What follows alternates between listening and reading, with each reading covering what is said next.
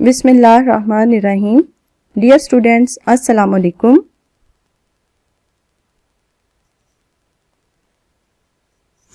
Students, आज हमने exercise 6.7 solve करनी है और हमारा आज का टॉपिक है ज्योमेट्रिक मीन। ज्योमेट्रिक मीन को समझने के लिए हम ज्योमेट्रिक प्रोग्रेशन की डेफिनेशन जो कि हमने लास्ट लेक्चर में की थी रिवाइज करेंगे। Geometric progression. A sequence is a geometric sequence or geometric progression if an over an minus 1 is the same non-zero number for all n belongs to natural numbers and n is greater than 1. The quotient an over an minus 1 is usually denoted by small r and is called common ratio of the geometric progression. The common ratio r is equal to an over an minus 1 is defined only if denominator an minus 1 is not equal to 0. Definition को समझने के लिए ये हम example देखते हैं। ये देखिएगा, हमारे पास ये एक सीक्वेंस है। हमें पता है कि किसी भी सीक्वेंस के एलिमेंट्स को हम a1, a2, a3 और इसी तरह से आगे a4, a5 सोन से रिप्रेजेंट करते हैं।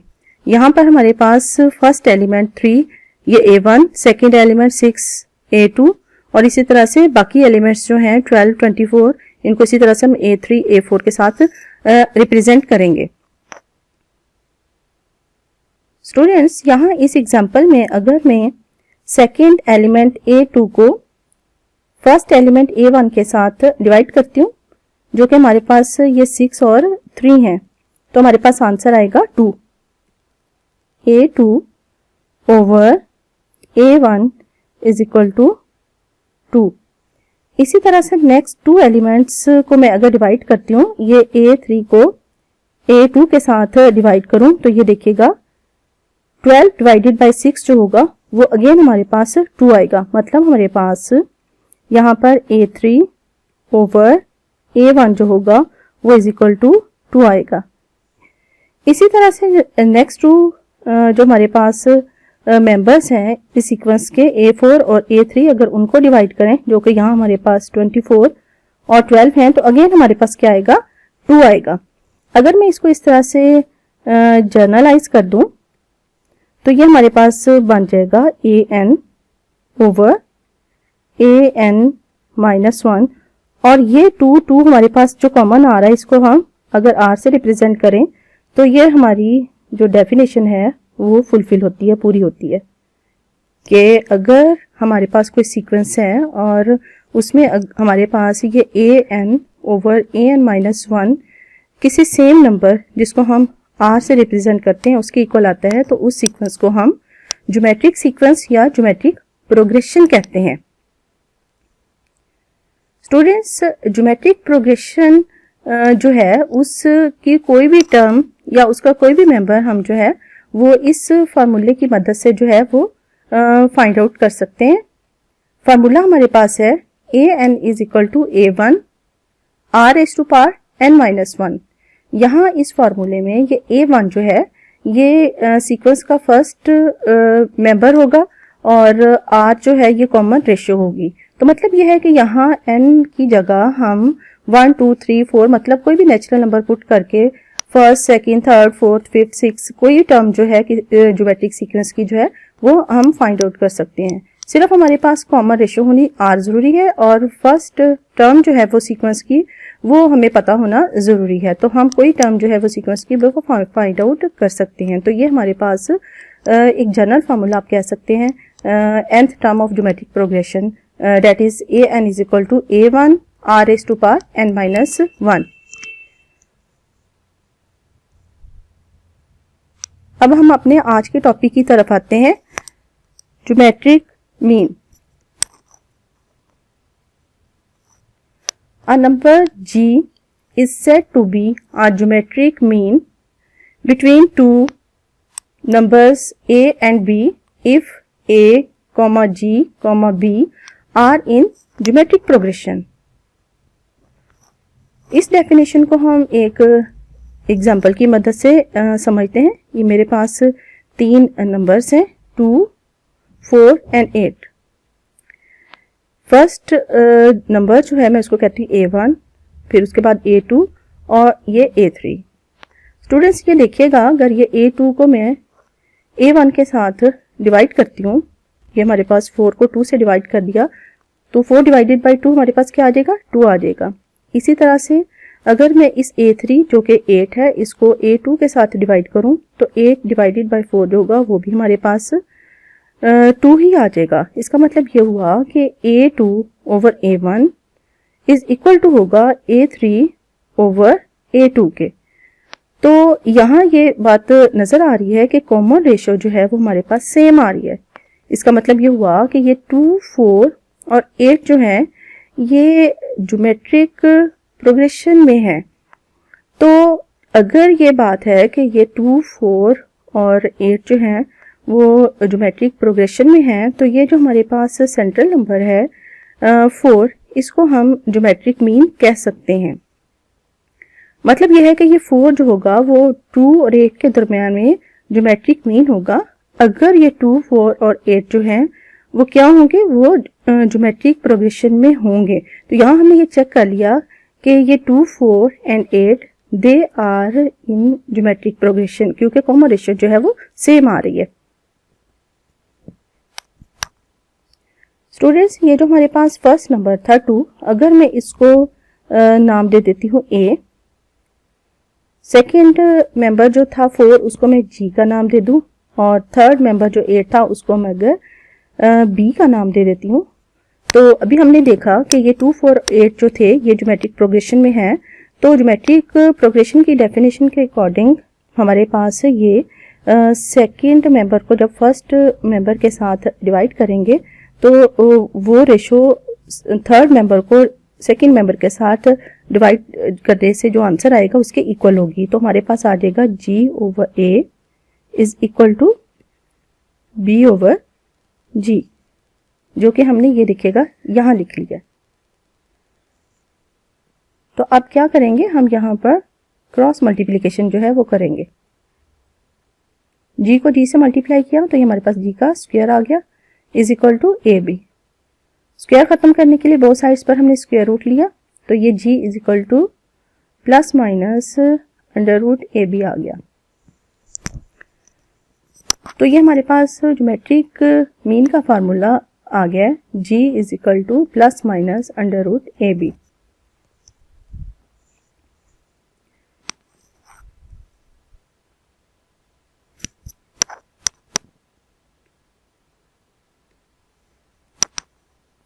नेक्स्ट है n geometric means between two given numbers. The n numbers G1, G2, G3, so on, Gn are called n geometric means between A and B if A, G1, G2, G3, so on, Gn, B are in geometric progression.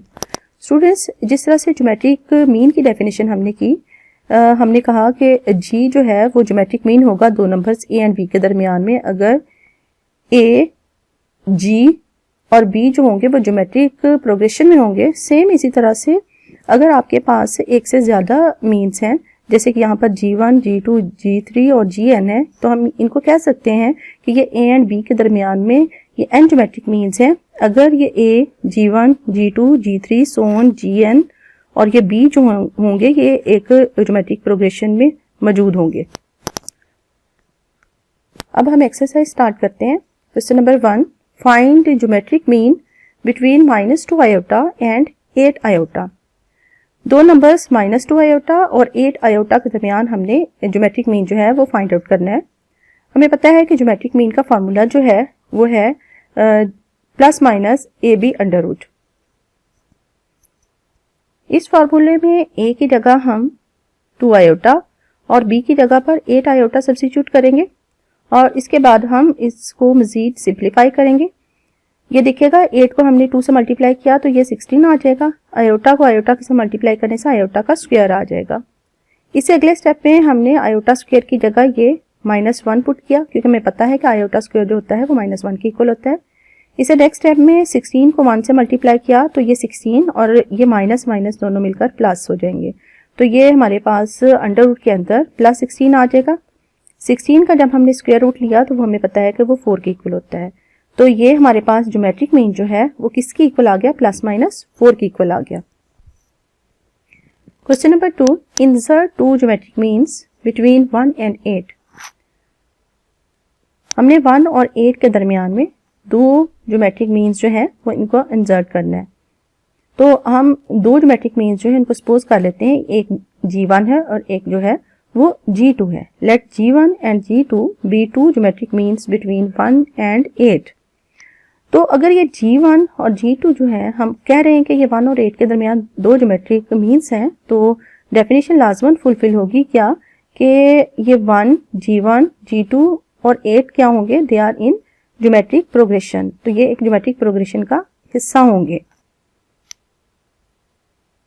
तो यहाँ देखिएगा ये students, हमारे पास ये एक geometric progression होगी जिसमें ये 1 जो है इस ज्योमेट्रिक प्रोग्रेशन का फर्स्ट एलिमेंट, G1 जो है ये इसका सेकंड एलिमेंट, G2 ये है इसका थर्ड एलिमेंट और 8 जो है ये इसका फोर्थ एलिमेंट।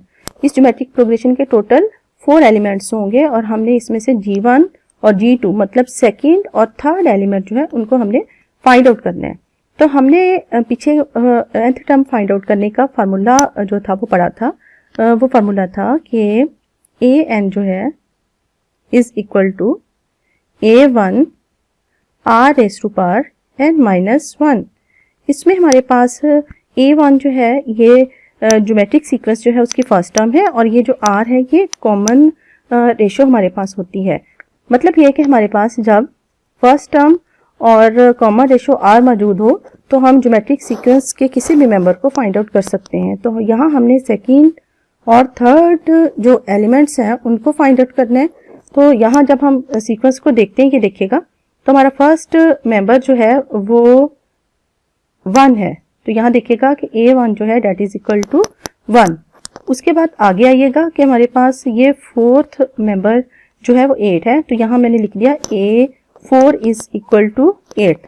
अब ये जो फार्मूला मैंने यहाँ लिखा हुआ था, इस फार्मूले को यहाँ पर हम अप्लाई करते हैं लाकर। यहाँ मैं n की जगह अगर 4 पुट करती हूँ तो ये a4 इज इक्वल टू यहाँ a1 ही रहेगा। r की पावर जो होगी यहाँ n की जगह जब 4 पुट किया तो 4 - 1 यहाँ 3 आ जाएगा। तो यहाँ ये देखिएगा हमारे पास यहाँ ये a4 जो होगा that is equal to a1 r raised to power 3 और ये इज इक्वल टू 8 है हमारे पास। अब यहाँ अभी हमने देखा कि a1 जो है वो इज इक्वल टू 1 है, तो a1 की जगह उसकी वैल्यू हमने 1 पुट की इस स्टेप के अंदर। उसके बाद ये देखिएगा इस स्टेप में r³ इज इक्वल टू हमारे पास 8 है। इस 8 को हमने 2 की पावर 3 लिख लिया। इस स्टेप के अंदर हमने देखा कि पावर सेम है तो हम बेसिस को इक्वेट कर लेते हैं। r जो होगा वो 2 के इक्वल आ जाएगा। तो फार्मूले में वैल्यूज पुट करने के लिए हमारे पास a1 भी आ गया और ये यहाँ पर एंड पे जाके अभी हमने ये r जो है ये भी फाइंड आउट कर लिया, r इज इक्वल टू 2। अब हमारा अगला काम जो है हमने G1 और G2 फाइंड आउट करने थे। तो स्टूडेंट्स यहाँ अभी मैंने आपको बताया था कि G1 जो है वो हमारे पास सेकंड टर्म है सीक्वेंस की। G1 जो है date is equal to a2। तो a2 जो है इस फार्मूले के अंदर जब हम यहाँ वैल्यू पुट करेंगे तो यहाँ हमारे पास G1 जो होगा वो इज इक्वल टू a2 और a2 is equal to a1r। a1 की वैल्यू पुट की और इसके साथ यहाँ हमने r की वैल्यू पुट की, तो ये आंसर हमारे पास 2 आ जाएगा। तो G1 हमने फाइंड आउट कर लिया जो कि हमारे पास सीक्वेंस की जो है वो सेकंड टर्म थी। इसी तरह से G2 फाइंड आउट करना है जो कि हमारे पास इस सीक्वेंस की थर्ड टर्म है। तो ये a3 फार्मूले में पुटिंग के साथ होगा a3 is equal to a1 r²। a1 भी हमारे पास मौजूद है, r भी हमारे पास मौजूद है। दोनों की वैल्यू सब्स्टिट्यूट करेंगे और सॉल्व करेंगे तो ये हमारे पास 4 आ जाएगा। तो इसका मतलब ये हुआ कि हमारे पास G1 और G2 की वैल्यूज 2 एंड 4 आ गई हैं। तो 2 and G are the required geometric means between 1 and 8. Question number 4. Insert 4 real geometric means between 3 and 96. Students इस क्वेश्चन में हमें 3 and 96 के दरमियान 4 रियल ज्योमेट्रिक मीन्स इंसर्ट करने हैं। इस क्वेश्चन को हम उसी पैटर्न पर करेंगे जिस पैटर्न पर हमने लास्ट क्वेश्चन किया। लास्ट क्वेश्चन में हमने दो ज्योमेट्रिक मीन्स जो थे वो इंसर्ट किए थे दो गिवन नंबर्स के दरमियान, जिनको हमने G1 और G2 सपोज किया था। तो यहाँ इस क्वेश्चन के अंदर हमने 4 ज्योमेट्रिक मीन्स जो है वो फाइंड आउट करने हैं, तो उनको हम सपोज कर देते हैं G1, G2, G3 and G4। Let G1, G2, G3, G4 be 4 geometric means between 3 and 96। तो डेफिनेशन के अकॉर्डिंग ये 3 G1, G2, G3, G4, 96 are in geometric progression, मतलब ये एक ज्योमेट्रिक प्रोग्रेशन बनाएंगे। स्टूडेंट्स यहाँ पर ये 3 जो है ये हमारे पास ज्योमेट्रिक प्रोग्रेशन का फर्स्ट मेंबर है, इसको A1 कह देते हैं। ये G1 जो है ये सेकंड मेंबर है, इसको A2 कह देते हैं। G2 जो है इसको हम A3, और आगे ये हमारे पास A4, और ये हमारे पास A5, और ये लास्ट जो है ये A6। मतलब इसमें हमारे पास 1 2 3 4 5 6 मेंबर्स हैं इस सीक्वेंस के, जिनको हमने A1, A2, A3, A4, A5 और A6 का नेम जो है दे दिया। अब इसमें ये देखिएगा हमारे पास ये 3 जो है ये A1 की इक्वल है, जो कि हमने यहाँ ला कर रख दिया इसको। इसी तरह से जो लास्ट मेंबर है हमारे पास 96, वो हमने कहा कि ये A6 की इक्वल है, ये हमने इसको यहाँ पर लिख दिया। लास्ट क्वेश्चन को जहन में रखें। यहाँ हमने फिर वही फॉर्मूला अप्लाई किया, an is equal to A1 r raised to power n-1। यहाँ मैं अगर n की जगह 6 पुट करती हूँ तो ये देखिएगा A6 is equal to A1 r की पावर n-1, n की जगह 6 पुट किया तो 6 - 1 r की पावर क्या आ जाएगी, 5 आ जाएगा। और ये हमने A6 की जगह यहाँ A1 r raised to power 5 यहाँ जाकर हमने सब्स्टिट्यूट कर दिया। तो यहाँ इसके बाद A1 की वैल्यू ये पुट की हमने, r रेज़ टू पावर 5 उसी तरह से आ गया इज इक्वल टू 96। इसके बाद इस स्टेप के अंदर 3 को बोथ साइड्स पर डिवाइड किया। इसके बाद हमने सिंप्लीफिकेशन की तो r raised to power 5 is equal to 32 आ गया। 32 हमें पता है कि 2 रेज़ टू पावर 5 हम इसमें इसको लिख सकते हैं, तो r raised to power 5 is equal to 2 raised to power 5 हो गया।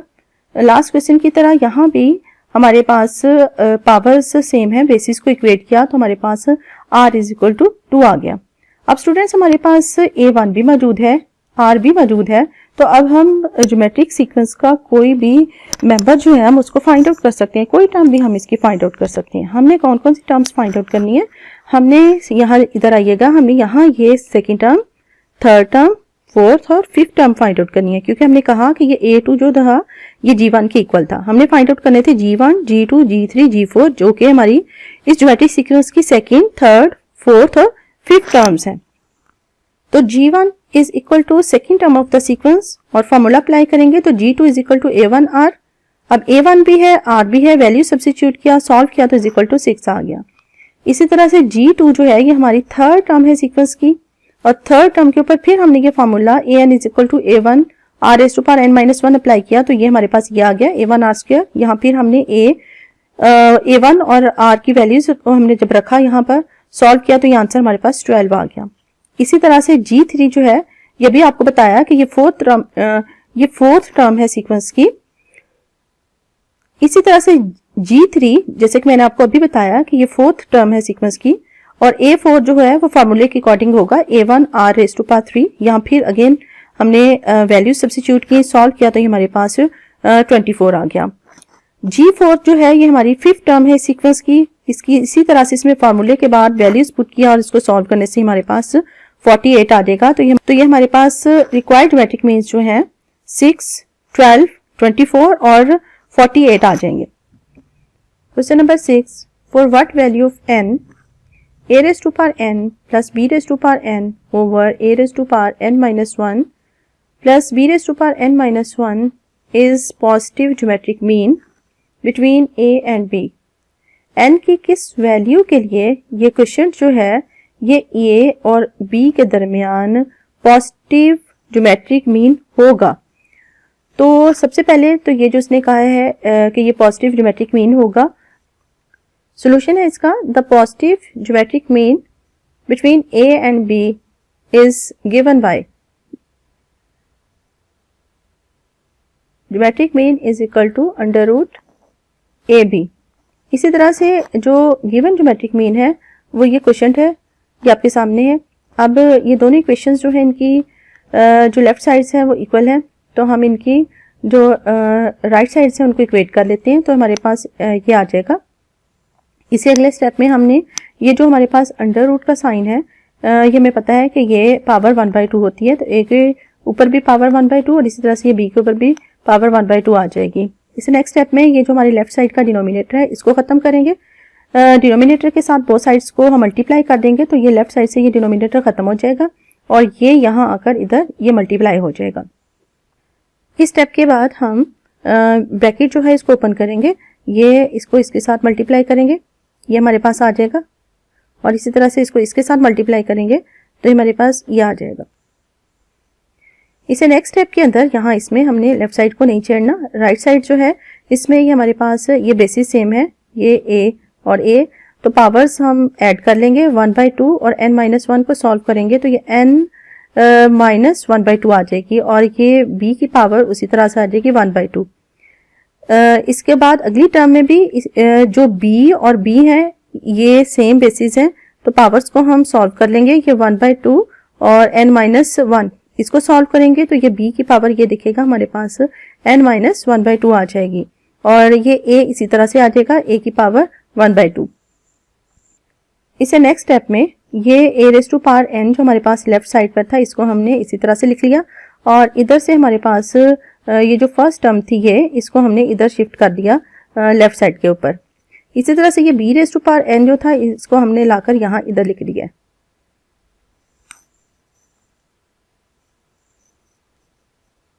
तो इस स्टेप पे हमने क्या किया, इधर से b⁴n को राइट साइड पर शिफ्ट कर दिया और इधर से जो हमारी फर्स्ट टर्म थी इसको हमने यहाँ लेफ्ट साइड के ऊपर शिफ्ट कर दिया, साइन आकर इधर चेंज हो गया।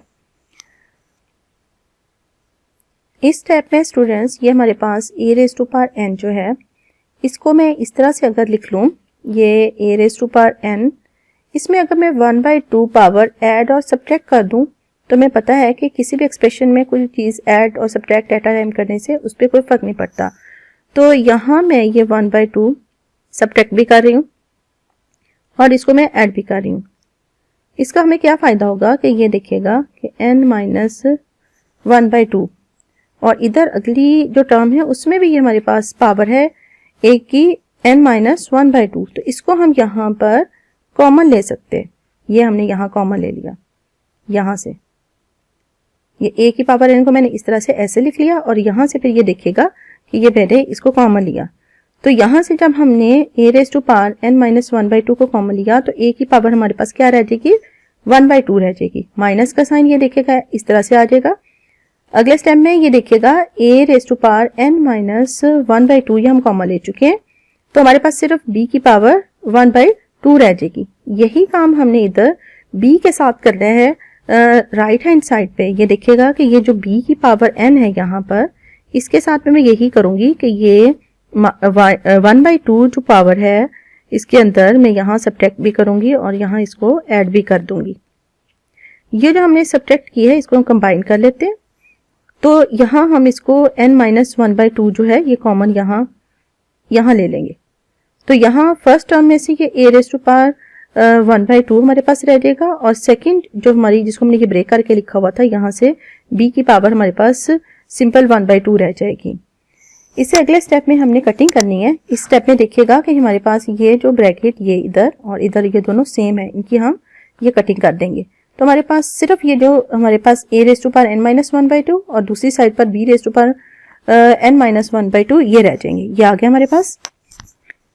इसे नेक्स्ट स्टेप में हमने क्या किया है कि ये b⁴n-1/2 के साथ बोथ साइड्स को हमने डिवाइड कर दिया, तो ये यहाँ इसके डिनोमिनेटर में ये आ गया। इस स्टेप में बेसिस डिफरेंट हैं, लेकिन देखिएगा लेफ्ट साइड पर पावर सेम है n-1/2, नीचे भी n-1/2, तो हमारे पास एक फार्मूला होता है कि x⁴n over y⁴n is equal to, देखिएगा कि पावर सेम है तो इस पावर को हम इकट्ठा करके ऐसे लिख सकते हैं, तो ये काम हमने यहाँ पर करना है। यहाँ पर तो ये हमने पावर जो है उसको कंबाइन करके लिख दिया a/b n-1/2।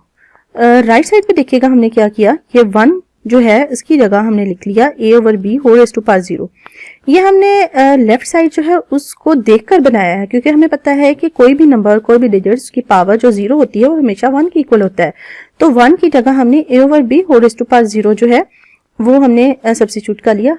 इसका हमें क्या फायदा हुआ कि a/b लेफ्ट साइड पर और a/b राइट साइड पर ये बेसिस सेम होगी, तो हमने पावर्स को इक्वेट कर लिया। तो n माइनस 1/2 जो है that is equal to 0। Next step में हमने ये -1/2 दूसरी साइड पर शिफ्ट किया, तो ये n इज इक्वल टू +1/2 हमारे पास आंसर आ गया। Home assignment exercise 6.7 question number 1। इसका मैंने आपको सेकंड पार्ट करवा दिया है, फर्स्ट पार्ट आप खुद करेंगे। क्वेश्चन नंबर 2 इसका भी सेकंड पार्ट आप खुद करेंगे, और इसी तरह से क्वेश्चन नंबर 3 जो है ये आपने खुद सॉल्व करना है। हमारा आज का लेक्चर खत्म हो। Thank you so much.